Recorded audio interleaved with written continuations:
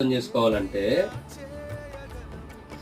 ఎప్పుడైతే సమూయేలుని తన తల్లి దేవునికి ప్రతిష్ఠించిందో వాడు అక్కడనే దేవునికి మొక్కాడు.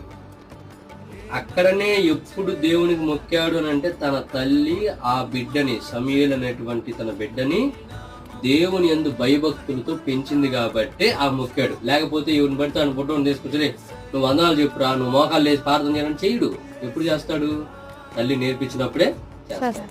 తర్వాత తిమోతి గారి గురించి పౌలు గారు సాక్ష్యం ఇస్తున్నాడు. ఏమని ఇస్తున్నాడు అని అంటే, ఆ విశ్వాసము నీ అవ్వలో నీ తల్లిలో కూడా ఉన్నది అంటున్నాడు. అంటే ఆ తిమోతి యొక్క అమ్మగారు, వాళ్ళ అమ్మమ్మ గారు, వీళ్ళందరూ కూడా ఏంటంటే విశ్వాసంతో ముందుకు కొనసాగిన వాళ్ళు.